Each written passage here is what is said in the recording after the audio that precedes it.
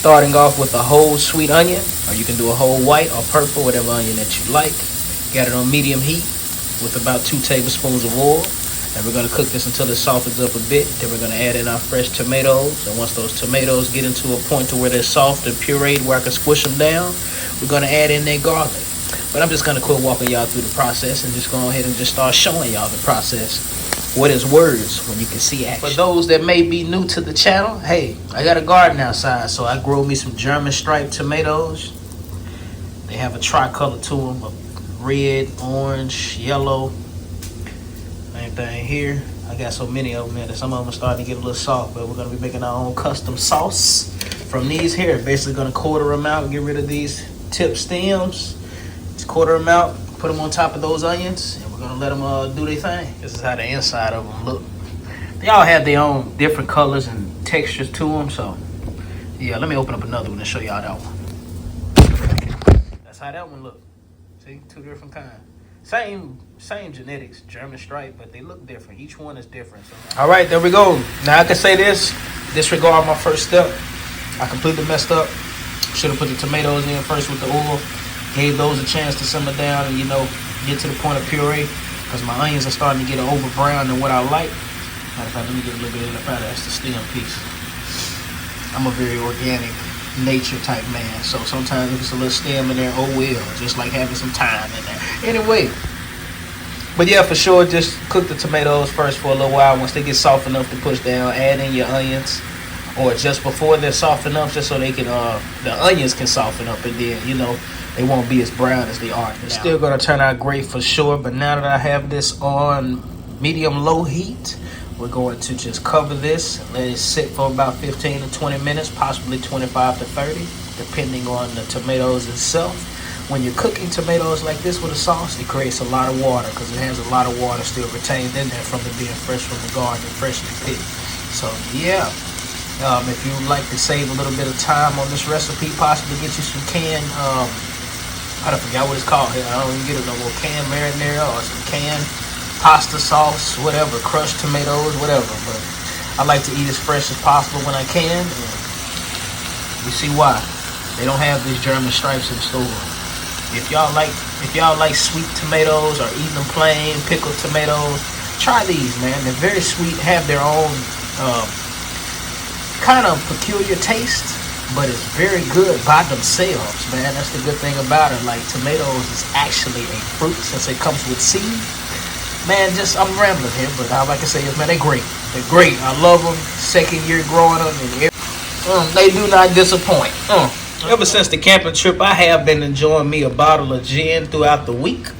Every week since then, the bottle lasts me a couple of days throughout the week, actually. Not even a few days. I don't know why I always do that. Like a couple and a few are 2 different things. Couple or 2. Few is 3 plus. But yeah, it usually lasts me a whole week, to be honest. So I drink me probably like 2 shots in each glass. But yeah, man, I've been loving to experience with gin. I'm not the type of person that just loves to drink to get drunk or follow trends. I like to try my own different types of liquor whenever I start back drinking, because I usually take me some breaks on liquor. Probably have me a month on, and then have me like 2 to 3 months off, But yeah, this is what I've been doing.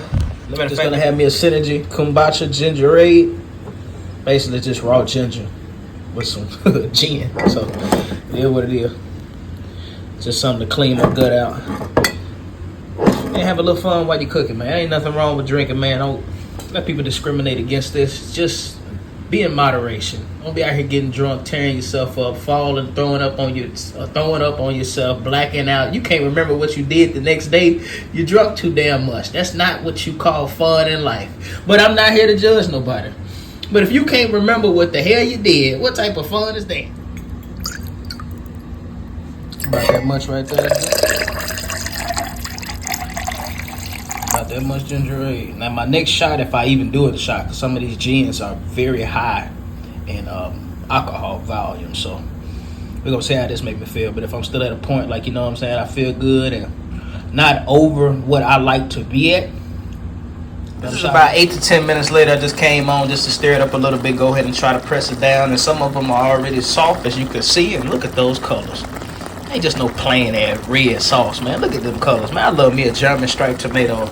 Next year, I'm gonna try to find a different type of tomato to grow. I grew German stripes and the beefsteak tomatoes this year. The beefsteaks are supposed to be big, but they look like Roman tomatoes, so I wasn't really too happy with those. And the flavors are pretty predominantly the same, and I just don't like that. Like I said, I love this. It's peculiar. It tastes different.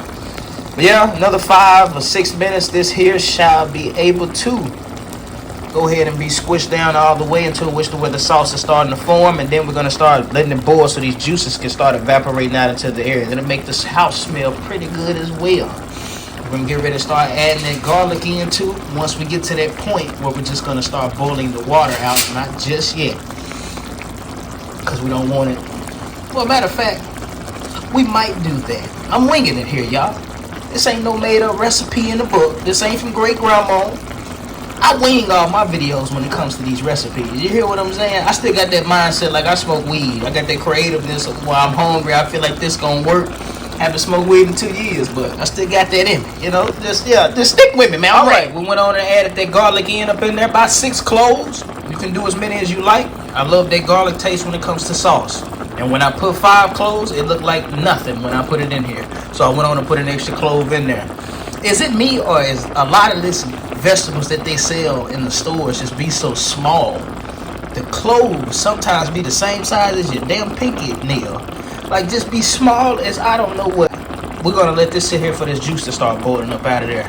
Y'all see I got most of those smashed down.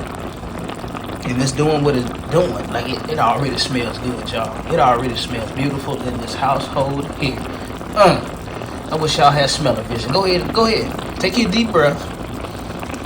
Exhale. Now go ahead and inhale and smell that right there. I know y'all smell it. Just envision it. Just envision it. Imagination is the highest form of boom. I know in y'all spaghetti y'all like some ground beef or something, but I just wanted me some Italian turkey sausage up in there. I don't eat pork, so I did not want the Italian sausage regular with the pork ingredient. So we got this here. We're about to go ahead and put this in the pan with a little butter and oil. Cook it to the desired temperature and brownness. Yeah. I really didn't want this because it has a lot of fat content. I was originally going to do the 93.7 ratio with the ground beef. I just said I wanted a little more flavor in my meat, even though I'm going to put my own damn seasonings in there, but still. All right, we got the turkey turd up in there. Now it's time to break it up. Got it on this medium heat, and we're going to let it do what it do. I did not put any butter in there because it has such a high fat content, it's going to create its own juices.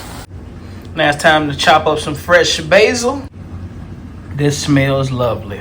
And yes, I'm adding a lot of basil. I love me the flavor of basil. It's beautiful. But see, even the trick is with this, and also the Italian parsley. You do not want to add this in too quick and have it cooking too damn long. You just want it to cook enough to where the leaves have started to wilt with the heat. And that flavor starts to infuse in them juices and on that tomatoes, the onions, the meat, everything, baby. So you got to take your time with this. Don't be cooking this for no whole damn hour thinking it's infusing for that time. You're overdoing it. You're overdoing it. Fresh herbs, baby. Smells floral in here. So if anybody remember, what did I tell you? What did I tell you about this meat here? It's going to create its own damn juices, so don't you put no oil, no butter, no nothing in it. I'm going to take care of you, baby. Just listen to me now. Just listen to me. I ain't going to give you no information that hurts yourself now. I ain't going to hurt myself. You know what I'm saying? This is my name. You get what I'm saying? So I'm going to give you some true logic behind the situation at hand. Whatever goes on, from this camera screen to your ears, from this microphone to your speaker, it's going to be some truth. Now the black pepper, same thing, but I love me some black pepper. It look like a lot, but it'll go away. When that meat, the herbs, the noodles get on it, that's all you need right there. Added in some fresh dried thyme. Of course, we are going for that earthy herb taste when it comes to this sauce. And then we got a little bit of that onion powder, even though I really didn't need that, but I just love an onion taste so much. Even though this is a great value, it's going to take a little generic. I should never did that. So don't do that, but if you want to, go ahead, by all means, do as you please. Guess what's coming next, baby? That butter make it taste better. So we gonna add us in about a tablespoon of that while this meat getting freshly cooked. And once that butter melt, boom, it's time for that basil. It's time for that parsley. And stick with me. Again, actions is better than words. Alright, we added that salt and pepper, that dried thyme again, a little bit of onion powder. We're going to drain this meat, so I possibly should have put the seasoning in after we drained it. Look how much juice this shit produces. That's what happens when it's not organic. It'd be so much unnecessary juices that come out of these meats that are regular. Alright, we added the Italian parsley and that basil. Y'all can see how the sauce is already starting to look and thicken up, doing this thing. This is the spaghetti that I'm going to be using. Protein spaghetti. Anytime I get pasta, it's either whole wheat or chickpea made. But I'm going to try these out this time. A little extra protein on it. Try to keep it as healthy as possible. And if it is something that's not wheat, try to get that protein. Family, I timed that just perfect. As soon as I put that Italian and that basil up in there, that meat was ready. So I hurry up and put it in before those herbs started cooking. So now that flavor gonna be in the sauce and in the meats combined and steeping for the same amount of time. And it's looking beautiful. Look at those colors. Come on now. Cooking is an art. Don't tell me this don't look like the Mona Lisa of sauces.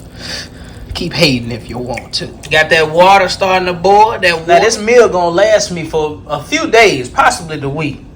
So I just went on and got me a whole slab of some tilapia. I'm usually a salmon or trout man, but the tilapia gonna do well with the spaghetti itself. And we're going to pan fry these. We're gonna season these fillets up. Well, I'm a person that cook every day. Unless I'm busy, I might go ahead and cook twice. Whatever, but you know what I mean. Might cook more, but I'm just gonna make me one fillet. We're gonna season it up, put up some flour on top, put it in that oil that I already got preheated, and make it do what it does. Season that King Arthur all-purpose flour, salt, pepper, garlic, onion powder, dried thyme. Pretty simple and straightforward. All right, we just rinsed that tilapia off, and of course we're gonna have to pat it dry with some paper towels. Go ahead and do that right now. Both sides. On here, both sides. Even though the cutting board a little wet. Man, I should have got me a different color cutting board. No matter how much I clean it off, it just gets stained each time that I use it. But I guess I didn't feel like waiting for the shipping. I can't remember. Yeah, there we go. Look how it looks a lot dry. Now we're going to season up, salt and pepper, oil.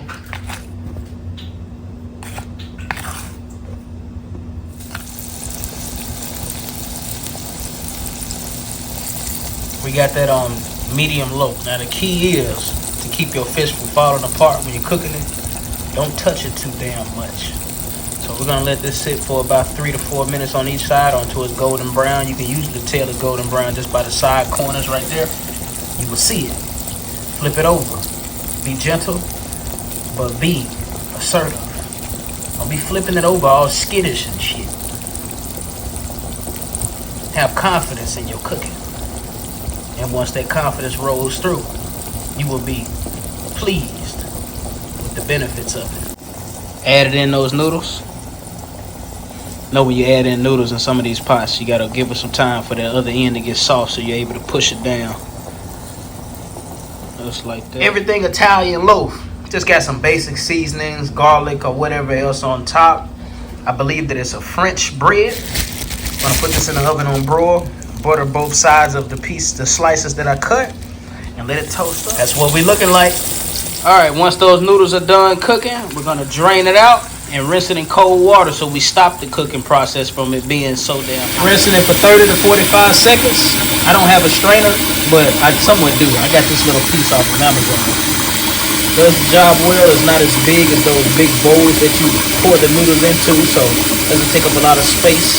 I have an older style kitchen, that's why I don't really show it like that, so just trying to keep a lot of the space, you know, free and open. Just gonna basically just run over. It's been 30 seconds since I started this video, so I'm gonna cut it off now and count down. Now it's time to mix this up and get it well incorporated, baby. Now I know it gives the illusion like it ain't much sauce. That's because it's not red. That yellow is pretty dominant. So Again, this meat was drained. So what y'all think all that little juicy looking stuff is, man? This sauce is full. It's thick. It came out perfect. Again, cooking is art. The Mona Lisa of sauces. Baby. First one came out beautiful. Look at that. I told y'all I don't drink that much. This the same cup. It's been over an hour. I'm still not finished. Come on now. Ooh, and this what we looking like with that German striped tomato spaghetti with the fried tilapia. Then we got that Italian bread with the butter seared on the sides of it, and it's got a little seasoning on top of it. It's looking great. It's looking lovely. That golden brown King Arthur flour. So hey, it's that top quality flour, usually organic flour, man, but that'll do. Look at that there. It's looking gracious, looking lovely. The Mona Lisa of sauces up on there. Look at that. Artwork at its finest on a paper plate.